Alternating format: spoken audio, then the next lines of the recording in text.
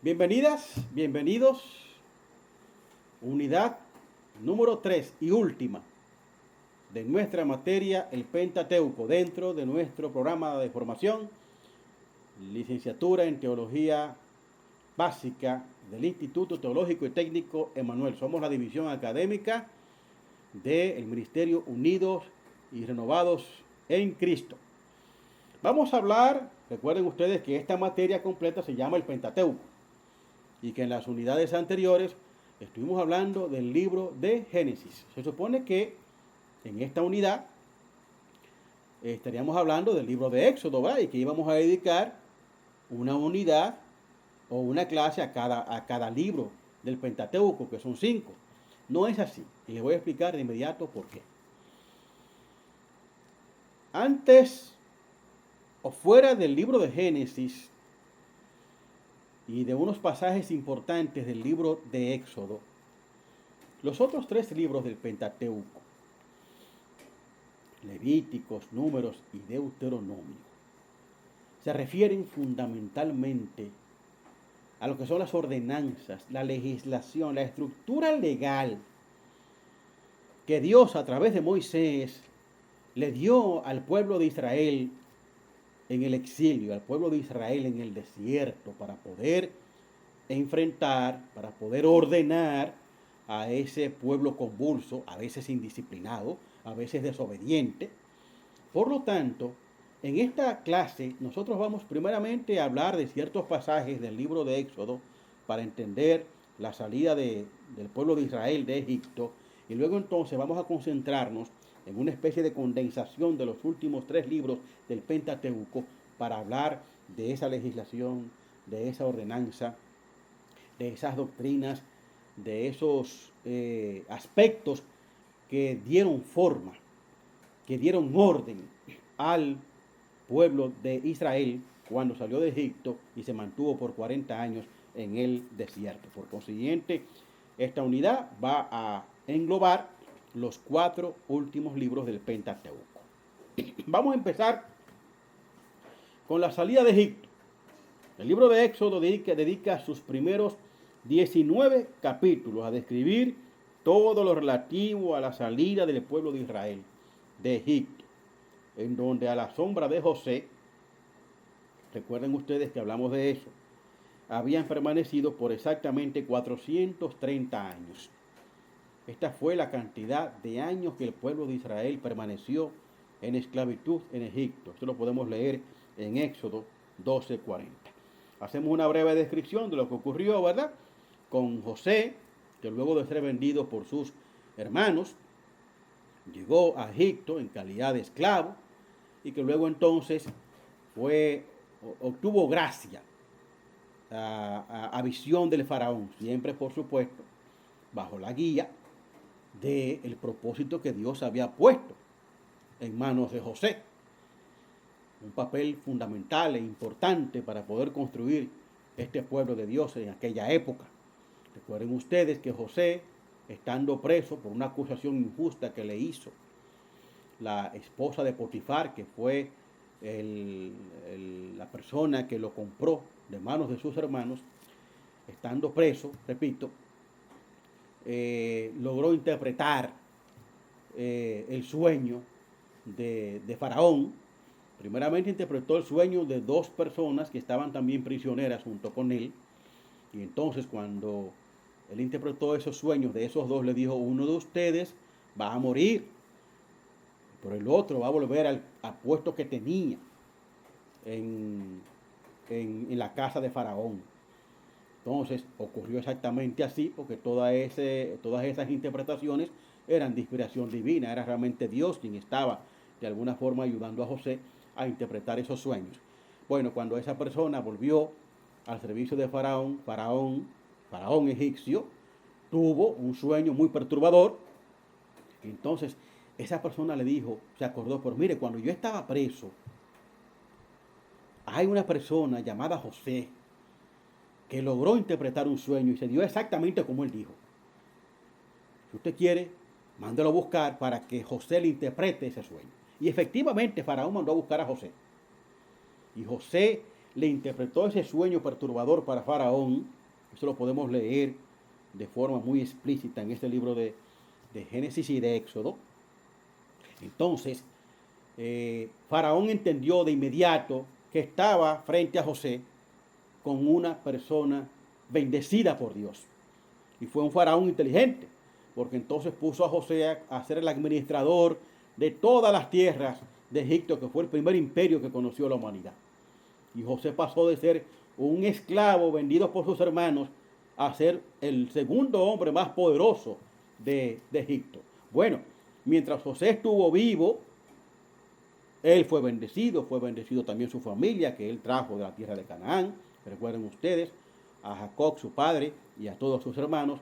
Pero después entonces las cosas cambiaron. ¿Cómo cambiaron? Llegó otro faraón a Egipto, que no conocía a José, no conocía la historia de José, o simplemente no le hizo caso. Entendió que no tenía los méritos suficientes como para que él siguiera reconociéndole todo eso. Entonces, así como cambió la vida de José cuando llegó ese nuevo faraón, también así cambió la suerte del pueblo de Israel. Ya el pueblo de Israel estaba siendo visto con ojeriza, con mucho recelo por parte de los egipcios. ¿Por qué? Bueno, porque como Dios los bendijo, se reprodujeron y llegaron a ser numerosos los hebreos en Egipto. Y sea por una razón política, religiosa, etc. Lo cierto es que ese faraón egipcio pues comenzó a recelar de los hebreos, del pueblo judío, y entonces cambió toda la suerte de ser un pueblo que vivió con mucha tranquilidad, hasta con prosperidad, cuando José estaba vivo. Entonces pasaron a un estado de semiesclavitud. Eso no le gustó a Dios. Y Dios, dentro de su plan perfecto para toda la humanidad, y dentro de ese plan para ese pueblo originario de él, decidió escoger a un hombre. ¿Para qué? Para que dirigiera, para que liderara la liberación de su pueblo. Porque ya los hebreos eran esclavos en Egipto. Y ese hombre fue precisamente Moisés, el hombre que Dios escogió y le encomendó la tarea de sacar a su pueblo de esas tierras extrañas y llevarlo a la tierra prometida, a la tierra de Canaán. Hermosa la historia del Éxodo.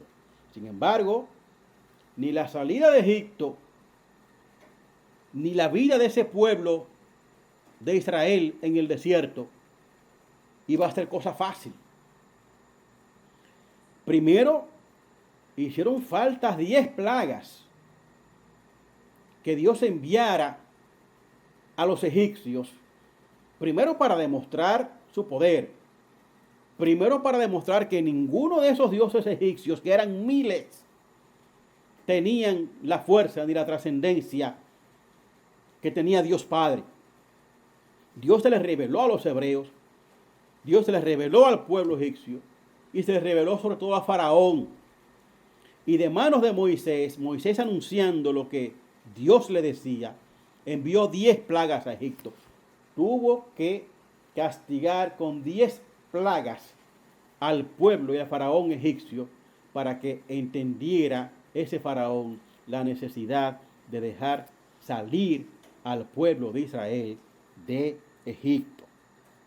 Y eso lo podemos ver en Éxodo 14, específicamente 27-31, en donde se produjo uno de los acontecimientos, uno de los milagros y una exhibición de poder de las más grandes que hasta este momento algún ser humano haya visto, que fue cuando Moisés, de la mano de Dios, por supuesto, logró abrir las aguas del Mar Rojo para que el pueblo de Israel pudiera salir definitivamente de Egipto. Y después de que ese pueblo cruzó en seco, en medio de esas aguas, entonces, cuando los egipcios pretendieron seguirlo para aniquilarlos definitivamente, entonces Dios volvió a cerrar las aguas y dejó atrapados y extinto a todo el ejército egipcio. Tal era la manifestación del poder de Dios en esa época y todavía lo sigue haciendo al día de hoy, aunque no necesariamente con ese tipo de acontecimientos. Pero el poder, la omnipotencia de Dios es permanente y eterna y nosotros la vemos día por día. ¿Qué ocurrió? Ese pueblo de Dios que salió de Egipto, pese a que fue testigo de ese poder liberador de Dios y la unción de líderes como Moisés y Aarón, su hermano, estaba muy lejos de ser la comunidad a la que Dios aspiraba. Que no nos confundamos nosotros. A pesar de esa liberación, a pesar de todas esas manifestaciones del poder de Dios, ese pueblo de Israel se mantuvo en desobediencia casi permanente. El libro del Éxodo y los demás libros del Pentateuco nos habla frecuentemente de lo que pasó con ese pueblo de Israel en el desierto. A cada momento se le revelaban a Moisés y a Aarón. A cada momento pretendían desconocer el poder de Dios. A cada momento perdían la confianza. Y muchas veces cuestionaban a Moisés y le decían, pero mira, tú nos sacaste de Egipto, por ahora no tenemos comida, no tenemos agua, vamos a morir en el desierto. Y Moisés se sentía mal y hablaba con Dios y le decía, Señor, ¿por qué voy a hacer yo con este pueblo tan incrédulo? A pesar de todo lo que ha visto contigo, este pueblo sigue siendo desobediente y sigue desconfiando de ti y sigue desconfiando de mí. Y Dios, con esa misericordia permanente, porque tenemos un Dios que hermosamente, como dice la propia Biblia, es lento para la ira, pero es amplio y rápido para la misericordia. A pesar de todas esas desobediencias, Dios mantuvo a ese pueblo permanentemente. Sin embargo, se hizo necesario crear una serie de normas, una serie de reglas, una serie de ordenanzas para tratar mínimamente de mantener en orden a ese pueblo. A eso es que se dedica precisamente la mayoría de los pasajes del libro de Éxodo, en una buena parte de ellos, del libro de Levíticos, del libro de Números y del libro de Deuteronomio. ¿A qué? A describir lo que es conocido como las leyes mosaicas. ¿Qué son estas leyes mosaicas? Fueron precisamente las ordenanzas que Dios puso en manos del pueblo de Israel a través de Moisés para que se entendiera el plan que tenía Dios para con ellos y para que ellos pudieran siempre, constantemente estar apegados a las doctrinas de Dios. Entonces hay una pregunta que surge y que no deja de tener cierta controversia y muchos debates entre las diferentes manifestaciones y diferentes denominaciones cristianas y no cristianas. ¿Están vigentes esas ordenanzas, esas leyes que Dios le dio a su pueblo originario en el exilio a través de Moisés? La respuesta no es tan sencilla, vamos a explicarla en detalle en lo que resta de esta unidad. Lo primero que debemos de declarar es que para los cristianos todo cuanto está contenido en la Biblia, incluyendo lo que está en el Pentateuco, es palabra divina. Entonces vamos a leer a Mateo 5, 17, 20 para que se entienda cuál es la posición teológica del pueblo cristiano con relación a esas leyes mosaicas. Está hablando en esos versículos el propio Jesús. Dice, no penséis que he venido para abrogar la ley o los profetas. Se está refiriendo a la ley mosaica, No he venido para abrogar, sino para cumplir. Porque de cierto os digo que hasta que pasen el cielo y la tierra, ni una jota ni una tilde pasará de la ley hasta que todo se haya cumplido. De manera que cualquiera que quebrante uno de estos mandamientos muy pequeños, y así enseña a los hombres, muy pequeño será llamado en el reino de los cielos. Mas cualquiera que los haga y los enseñe, éste será llamado grande en el reino de los cielos. Porque os digo que si vuestra justicia no fuere mayor que la de los escribas y los fariseos, no entraréis en el reino de los cielos. ¿Qué es lo que significa esto? Jesús está diciendo, yo no he venido, mi Padre no me ha mandado para que yo abrogue, para que yo decrete la abolición de las leyes de Moisés, de las leyes que Él le dio al pueblo de Israel. No, yo he venido a reafirmar la ley. Por consiguiente, para el pueblo de Dios, al día de hoy y para siempre, esas leyes mosaicas tienen importancia. Esas leyes, esas ordenanzas que Dios a través de Moisés y de su hermano Aarón le dio a ese pueblo de Israel en el desierto durante esos 40 años, que está descrito en esos 5, específicamente en los últimos 4 libros del Pentateuco, también es una doctrina importante. Ahora bien, ¿qué es lo importante entender? Que hay una notable diferencia y jerarquización en esas ordenanzas. No todas esas ordenanzas que Moisés le describió al pueblo de Israel que él estaba liderando en el desierto, ordenanzas que eran remitidas, que eran enviadas, que eran dadas por Dios a Moisés, no todas tienen el mismo nivel de importancia y no todas tienen el mismo nivel de trascendencia o de actualidad.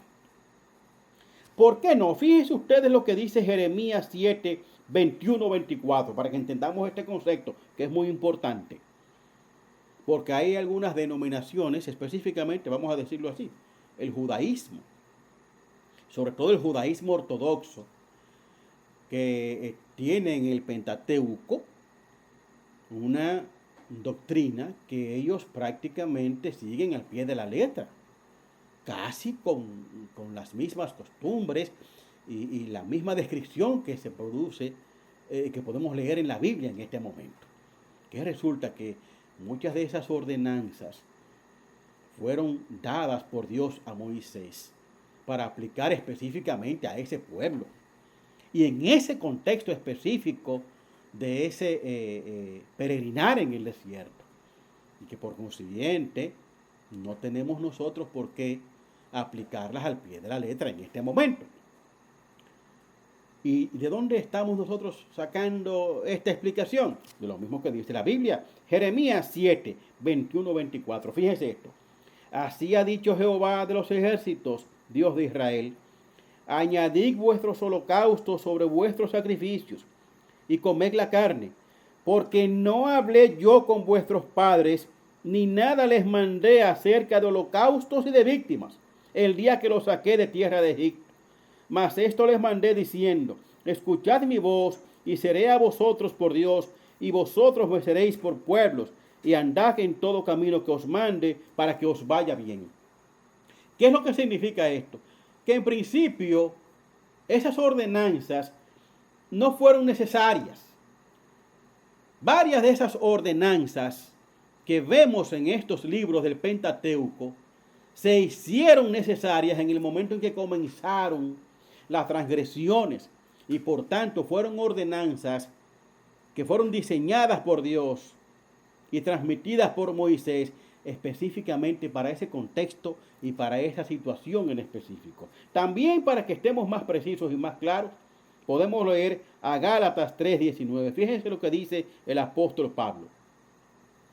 Él comienza ese pasaje con una pregunta: ¿para qué sirve la ley? Se está refiriendo a qué?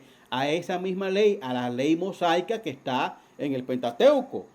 Dice Pablo: fue añadida a causa de las transgresiones, hasta que viniese la simiente a quien fue hecha la promesa, y fue ordenada por medio de ángeles en mano de un mediador, y el mediador no lo es de uno solo, pero Dios es uno. Entonces se pregunta Pablo, fíjense qué interesante este pasaje: ¿la ley es contraria a las promesas de Dios? Está diciendo, esa ley de Moisés es contraria a las promesas de Dios. Y el mismo Pablo se responde, en ninguna manera, porque si la ley pudiera vivificar, la justicia fuera verdaderamente por la ley. Lo que está diciendo el apóstol Pablo en esta carta a los Gálatas, que es un importante documento doctrinario que todo cristiano debería de profundizar. con relación a ese pasaje y a muchos otros. Está diciendo, no, las leyes mosaicas no son contrarias a Dios. Sin embargo, debemos de verla en el contexto en específico porque esas leyes y esas ordenanzas fueron creadas cuando comenzaron las desobediencias, las transgresiones y cuando ese pueblo de Israel se hizo rebelde y de espaldas a Dios. Había que crear una normativa, unas normativas. Pero cuando pasó eso, hay algunos de esos preceptos que son eternos, que son permanentes, y hay otros que solamente se diseñaron para ese caso y ese contexto en específico. En conclusión, todas las leyes mosaicas que aparecen en el Pentateuco y que ocupa la mayor parte de su contenido, se distinguen, pongan atención a este punto, en tres categorías. Cada una de ellas con alcances distintos y con actualización distinta. Vamos a verla en sus diferencias. Estamos respondiendo a la pregunta de si están vigentes las leyes mosaicas. La respuesta es sí, están vigentes las leyes mosaicas. El Pentateuco para nosotros es importante, es parte de la Biblia. Pero hay que distinguir entre lo que son preceptos eternos y entre lo que son preceptos que fueron creados en ese momento, para ese contexto y que no tienen aplicación, por lo menos en toda su extensión o su dimensión al día de hoy. Los primeros, los 10 mandamientos. En Éxodo 20, 1, 17, podemos ver eso que pudiéramos llamar el primer conjunto de leyes que Dios le dio al pueblo de Israel a través de Moisés. Nadie puede discutir que esos 10 mandamientos ni están sujetos a interpretación, ni están sujetos a desactualizaciones. Esos 10 mandamientos son sempiternos y eternos. Van a subsistir a toda la humanidad porque son parte esencial de la palabra de Dios. Pero, adjunto a esos 10 mandamientos, nosotros podemos identificar en el Pentateuco los estatutos y las normas de convivencia, que fueron normas creadas para el contexto específico de ese pueblo de Dios en el exilio. Les vamos a poner solamente algunos ejemplos. Las leyes sobre los esclavos, sobre los actos de violencia y las responsabilidades de amos y dueños que podemos leer en Éxodo 21, 22 y 23, en esos 3 capítulos del libro de Éxodo. ¿A alguien se le puede ocurrir que eso está vigente? Que debemos de tener normas para regular la esclavitud. Es que no existe la esclavitud en este momento. No existe esa relación de amos y dueños. El ser humano es libre. El ser humano no tiene propietarios porque no es una cosa comercial. Nuestra vida solamente pertenece al Dios creador, al que nos la dio. Por lo tanto, no podemos decir que esas ordenanzas, que esos estatutos que le fueron dados a ese pueblo de Israel en ese momento, para ese contexto, son aplicables al día de hoy porque ya esos contextos cambiaron.